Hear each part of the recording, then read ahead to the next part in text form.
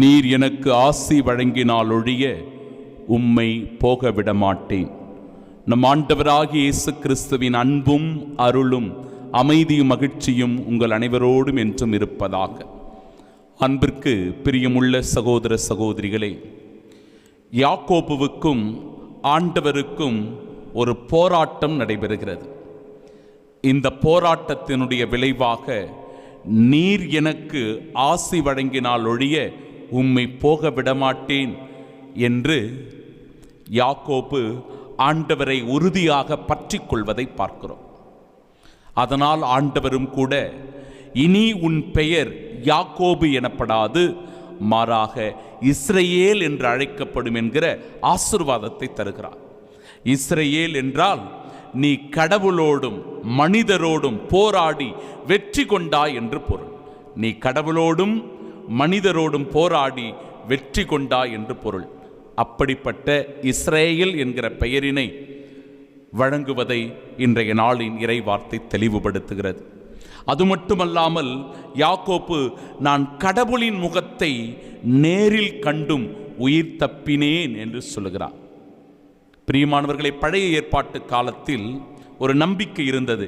யார் யாரெல்லாம் கடவுளை முகமுகமாக பார்க்கிறார்களோ, நேரடியாக பார்க்கிறார்களோ, அவர்கள் எல்லோரும் இறந்து விடுவார்கள், மடிந்து விடுவார்கள் என்கிற நம்பிக்கை.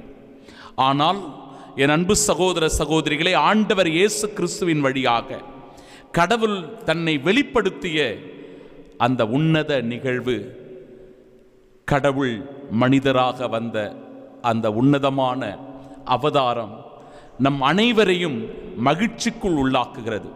கடவுளை முகமுகமாக காணக்கூடிய பேறு பெற்றவர்களாக மாற்றியது. ஆண்டவர் இயேசு கிறிஸ்துவை கடவுளாக நேரடியே கண்டு அவருடைய அன்பை, அவருடைய இரக்கத்தை, மன்னிப்பை பெற்றுக்கொள்ளக்கூடிய பாக்கியவான்களாக இந்த உலகம் மாறியது. பிரியமானவர்களே, இன்றைய நாளினுடைய பதிலுரை பாடல் அழகான வார்த்தைகளை சொல்லுகிறது. உமது கண்ணின் மணி என என்னை காத்தருளும், உம்முடைய சிறகுகளின் நிழலில் என்னை மூடிக்கொள்ளும். அனுதினமும் ஜபிக்கிற ஒரு ஜபமாக கூட இது இருக்கலாம். ஆண்டவரே, உமது கண்ணின் மணி என என்னை காத்தருளும், உம்முடைய சிறகுகளின் நிழலில் என்னை மூடிக்கொள்ளும். தொடர்ந்து இறைவா, நான் உம்மை நோக்கி கூப்பிடுகிறேன். இறைவா, உம்மை நோக்கி நான் கூப்பிடுகிறேன். ஏனெனில் நீர் எனக்கு பதில் அளிப்பீர். என் பக்கம் உம் செவியை திருப்பியருளும், என் விண்ணப்பத்திற்கு செவி சாய்த்தருளும். நம்முடைய செபமும் கூட இந்த பதிலுரை பாடலினுடைய வார்த்தைகளாக இருக்க வேண்டும். ஆண்டவரே, உம்முடைய செவியை என் பக்கமாக திருப்பியருளும், என் விண்ணப்பத்தை கேட்டருளும், எனக்கு நீர் பதில் அளித்தருளும், எனக்கு நீர் அருள் புரியும் என்று சொல்லி ஜபிக்கிற ஜபமாக நம்முடைய ஜபம் மாற வேண்டும். சகோதர சகோதரிகளே, நற்செய்தி வாசகத்திலும் கூட பேய் பிடித்த பேச்சிழந்த ஒருவரை ஆண்டவர் அந்த பேயை விரட்டி அடித்து அவரை நலமாக்குவதை, குணமாக்குவதை, சுகப்படுத்துவதை பார்க்கிறோம். அதை பார்த்து கொண்டிருக்கிற மக்கள் வியப்படைகிறார்கள். இப்படி பேய் பிடித்து தீ ஆவியினால் பீடிக்கப்பட்டு துன்பத்துக்கு உள்ளாகி இருந்த மனிதன், பேச்செழுந்த ஒரு மனிதன் இப்பொழுது நன்றாக பேசுகிறானே, தெளிவாக இருக்கிறானே, தீ ஆவி அவனை விட்டு விலகிவிட்டதே, இஸ்ரேலில் இப்படி ஒருபோதும் நாம் கண்டதில்லை என்று எல்லோரும் மலைத்து போகிறார்கள். ஆனாலும் அந்த இடத்தில் ஒரு பரிசேய கூட்டம் இருக்கிறது. அவர்கள் ஆண்டவர் மீது குற்றம் சாட்டுவதை, குறை கண்டுபிடிப்பதை, அவரை பற்றி தவறாக சொல்லுவதை பார்க்கிறோம். இவன் பேய்களின் தலைவனாக பெயல்செபூலை கொண்டே பேய்களை ஓட்டுகிறான் என்கிற ஒரு குறைபாட்டை, ஒரு குற்றச் செயலை அந்த இடத்திலே அவர்கள் செய்வதை பார்க்கிறோம். பிரியமானவர்களே, இந்த இடத்தில் நாம் நன்றாக கவனிக்க வேண்டிய ஒன்று, இது கடவுளுடைய வல்லமை, அவருடைய ஆற்றல். அந்த ஆற்றல் வெளிப்படுகிற போது அற்புதங்கள் நடக்கிறது, அதிசயங்கள் நடக்கிறது, மக்கள் நலம் பெறுகிறார்கள். இறைவார்த்தை சொல்கிறது, தொழுகை கூடங்களில் சென்று அவர் கற்பித்தார், நற்செய்தியை அவர் பறைசாற்றினார், நோய் நொடிகளை அவர் குணமாக்கினார், மக்கள் மேல் அவர் பரிவு கொண்டார். ஆகினில்லாத ஆடுகளாக அவர்கள் இருப்பதை பார்த்து, அவர்கள் அலகழிப்பதை பார்த்து, அவர்கள் சோர்ந்து காணப்படுவதை பார்த்து ஆண்டவர் அவர்கள் மீது இரக்கம் கொண்டு, அறுவடையோ மிகுதி, வேலையாட்களோ குறைவு, இன்றைக்கு அறுவடையோ மிகுதியாக இருக்கிறது. அந்த அறுவடை என்பது ஆன்மாக்களை அறுவடை செய்வது, ஆன்மாக்களை ஆண்டவரிடத்தில் கூட்டி வருவது. தீய வழியில் சென்று கொண்டு தீய பழக்க வழக்கங்களுக்கு அடிமையாகி தீய நண்பர்களுடன் சேர்ந்து கொண்டு தாறுமாறான வாழ்க்கை வாழ்ந்து போதை குடி பழக்க வழக்கங்களுக்கு அடிமையாகி போகிற, தவறான இச்சைகளுக்கு உட்படுகின்ற, தாறுமாறான ஒரு வாழ்க்கை வாழ்கிற இந்த உலகத்திலும் கூட இந்த ஆன்மாக்களை எல்லாம் மீட்டுக்கொண்டு ஆண்டவரிடத்தில் கொண்டு வர வேண்டும். ஆண்டவரிடத்தில் அவர்களை பரிசுத்தமாய் அழைத்து வர வேண்டும். இந்த உன்னத பணியை செய்வதற்கு இறை ஊழியர்கள் பெருக வேண்டும், இறை அழைத்தல் பெருக வேண்டும்.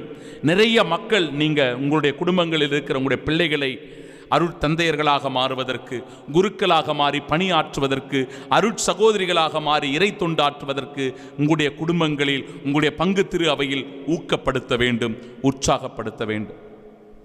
ஆனாலும் கூட இப்படிப்பட்ட நிலையிலும் குறைகளை பேசிக்கொண்டு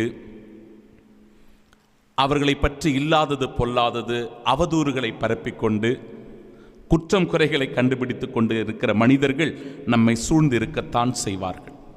இப்படிப்பட்டவர்களிடத்தில் நாம் எச்சரிக்கையாக இருக்க வேண்டும். இந்த பரிசேய மனநிலை கொண்டவர்களிடத்தில் நாம் எச்சரிக்கையாக இருக்க வேண்டும். ஏனென்றால் இப்படிப்பட்டவர்களை நாம் விலக்கி வைக்க வேண்டும். விலக்கி என்றால் அவர்களை பார்த்து நாம விலகி போயிட வேண்டியதுதான்.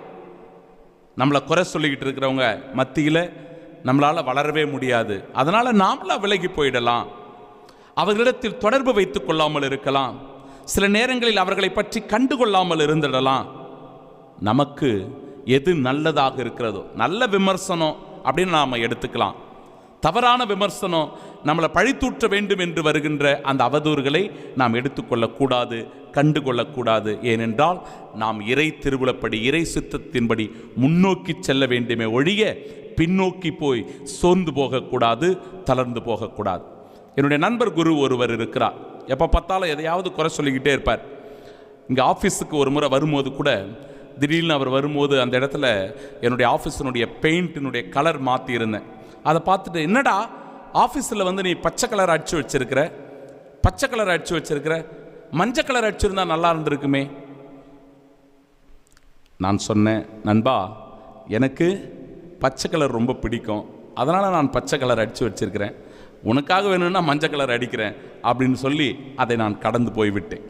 என் அன்பு சகோதர சகோதரிகளை, இப்படி குறை சொல்லுகிறவர்கள், நம்மை மட்டமாக பேசுகிறவர்கள் இருக்கத்தான் செய்வார்கள். நாம் தான் அவற்றை இனம் கண்டுகொண்டு சரியான பாதையில் பயணிக்க வேண்டும். இப்படிப்பட்ட அவதூறுகளை ஒதுக்கி ஆண்டவருடைய சித்தப்படி வாழ்கிற போது இறைவனுடைய திட்டத்தை நம்முடைய வாழ்க்கையில் நிறைவேற்ற முடியும். கிறிஸ்துவின் சாட்சிகளாய் வாழ முடியும். ஆமீன்.